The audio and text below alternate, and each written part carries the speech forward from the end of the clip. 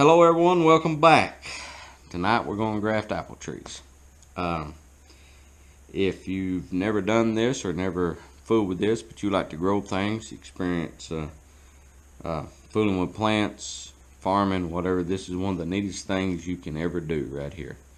And I'm going to show you a technique, and we're going to talk a little bit about grafting, and then we may have to make 2 videos out of this, and if we do, just continue along. But I'm going to show you how to graft them, a little bit about a graft. I'm going to talk to you a little bit about grafting, and then I'm going to tell you what to do with them after you graft them. Okay? So, what we're doing with grafting is we are taking cuttings from a tree, and we're going to splice them onto another tree, and it's going to grow into a unique tree. And what it's going to be is exactly the same as the cuttings that we're putting on it, and that's what we're after. Now, if you're familiar with apples, you understand that apples are not true to seed. So if you take a name variety such as a Red Delicious or Golden Delicious, whatever, and you plant it, what you get could be a lot of things depending upon the genetics of it. It could be a crab apple, it could be very similar to one of its parents, and it could be something totally different. It's like children. You know, they're not genetically identical to either parent. So that's what you run into with apples. So the way we do that, the way we get around that, if we want to preserve a variety or propagate a variety, is we take a cutting from the variety that we want to propagate and we put it onto a rootstock. Okay, and this is a commercial MM111 rootstock. It's a semi-dwarf or a semi-full-size tree.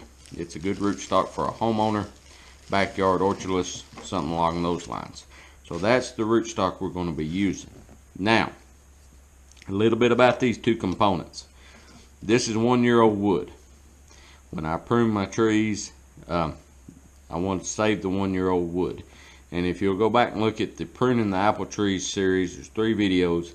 I talk a little bit about where to collect that. But like I said, it's last year's growth is what we're working with. And so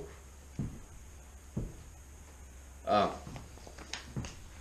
what we want to use as our cuttings or our scion. Give me a drink of water here. But that's what we're going to do. Now, there are several different ways of doing this. There are many techniques that you can use. I'm going to show you one called a whipping tongue, and it's a bench graft. Okay, as you can see, we're working on a bench. Actually, it's the kitchen dining room table, or a bar in the kitchen, but don't tell the wife, she's not home. So that's what we're doing.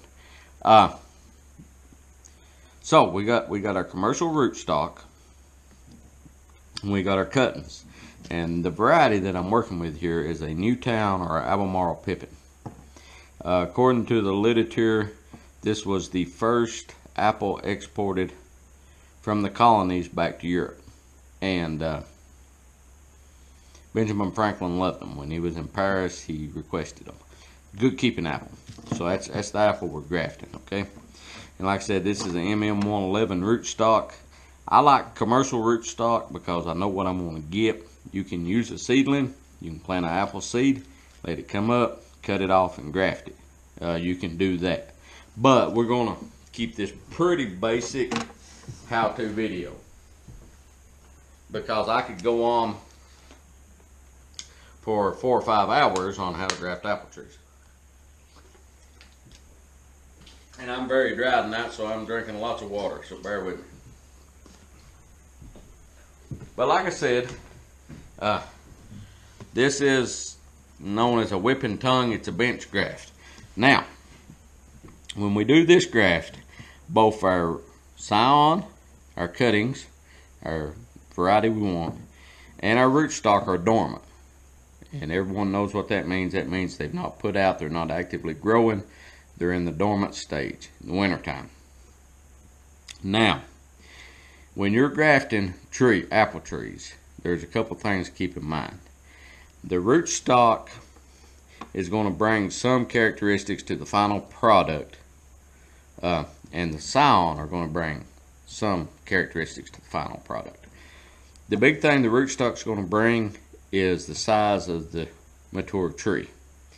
Now, as a rule of thumb, if you start with a seedling rootstock, which will be a full size, and you go all the way to a full dwarf, which will be a smallish tree, here's a couple of things to keep in mind. The smaller the tree, the sooner in its life cycle it will have fruit on it.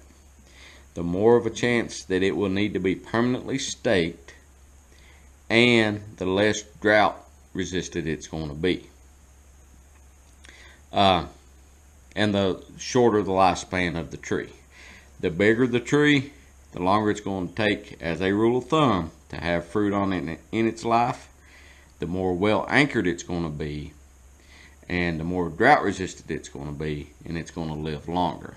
Okay, so that's kind of what the rootstock brings to the table in a grafted apple tree. Also, it can bring some disease resistance and some susceptibility. Okay, so there is some of that comes with the rootstock. Your scion.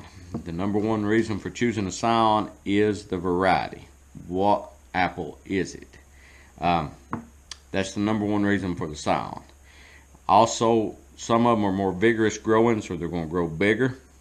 Some of them are more smaller growing, so they're going to be smaller. So there'll be a little bit of size variation depending on the variety. And once again, it will bring some disease resistance and some disease susceptibility depending upon the variety. So we're going to take these two components, put them together, and make an apple tree out of them. Okay? That's what we're going to do.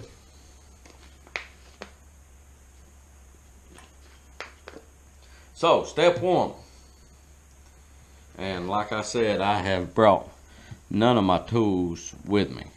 So step one, what we're going to do, we're going to choose our scion, and we're going to choose our rootstock. Alright? Now, what we would do normally is take our pruning shears and cut this off about here. We want to plant that graft union about 3 inches above the soil line. So right in here is where we're going to work. Okay? But I don't have my pruning shears with me, so I'm just going to cut it off with a pocket knife, which will be fine.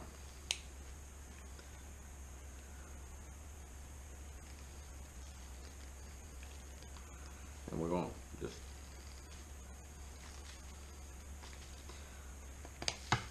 cut it off. Okay?